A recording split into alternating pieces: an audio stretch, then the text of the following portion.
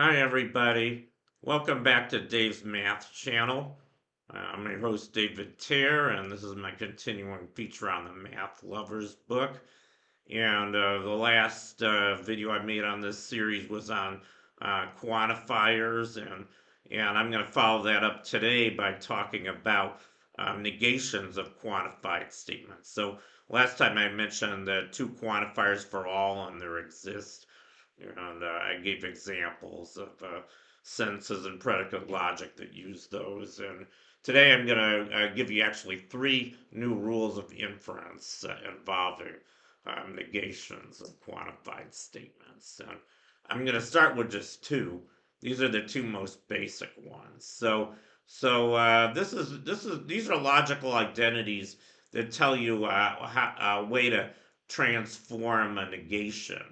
So if P is any sentence, any statement, it doesn't have to be atomic, but P could be something like I'm in my office. Well, I guess it has to be quantified because you have X in here. But so yeah, I mean, if you want to say something like all schools are difficult, So X would be a school that would be for all X. If X is a school, then X is difficult.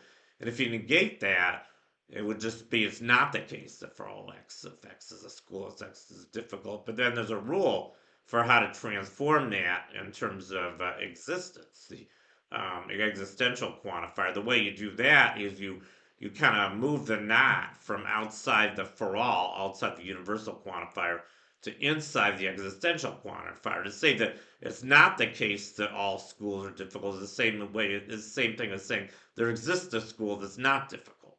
So that's how that works.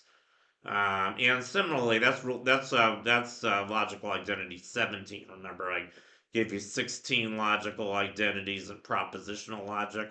Well, now we have a few more involving these two quantifiers. And the 18 rule 18 is kind of similar to rule 17. We just reverse the roles of the existential and the universal quantifier. So, for instance, if we were saying there does not exist a school that's difficult, that's the same way as saying it's for all schools, they're not difficult. All schools are not difficult.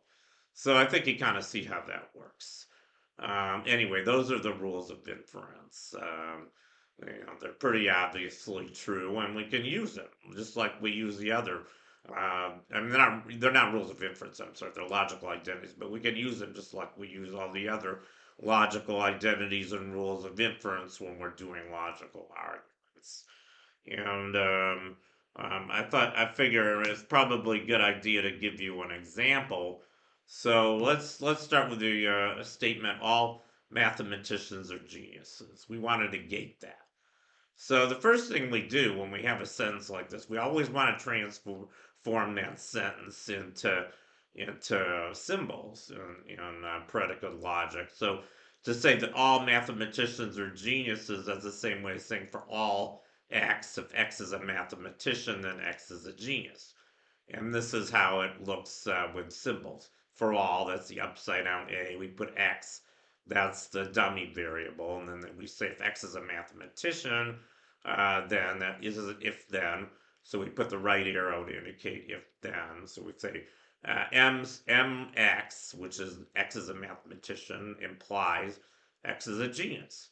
So that's the translation, the sentence we started to in predicate logic. But now we want to negate it. So now we're working on the statement. It's not the case that for all X, if X is a mathematician, then X is a genius.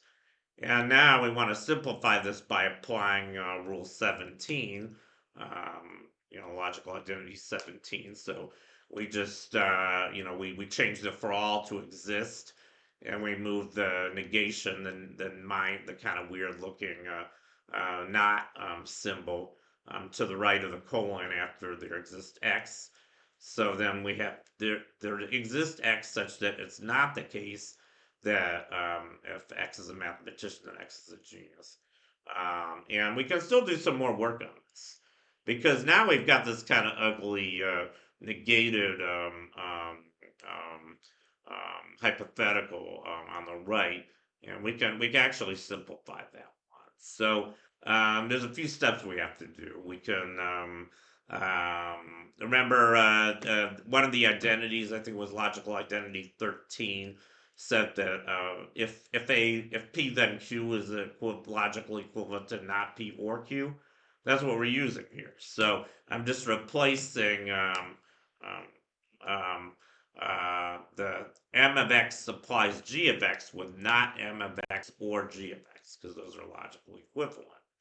And uh, and now we can do a little more simplification. We can apply the one of the De Morgan laws that was logical identity 12. And remember, the negation of a disjunction is the same thing as when you have that in parentheses, you're negating both things on each side, and you turn the disjunction into conjunction. So that's exactly what this De Morgan law says. It says that the thing on the right, not in parentheses, not mx or g of x, is logical equivalent to double not m of x, and not g of x. And I think it's pretty obvious that when you have double negation, that's another logical identity. That was logical identity 2. I think you can just get rid of those two not signs. So now we have there exists an x such that m of x and not g of x. But now we still have to translate that to English. So what does this say? There said there exists something that's a mathematician and not a genius. That just means that there exists a mathematician that's not a genius. That's how you would translate that into English. And that's exactly what I've done at the end here. So that's what it means in English. The negation of the statement all mathematicians are genius is the statement that there exists a mathematician who's not a genius. Kind of intuitively obvious, I think. But we did a lot of work to get that. And we might as well, this is a pretty common scenario. So, you can come up with logical identities as much as you want. And I decided to come up with another logical identity encapsulating this case.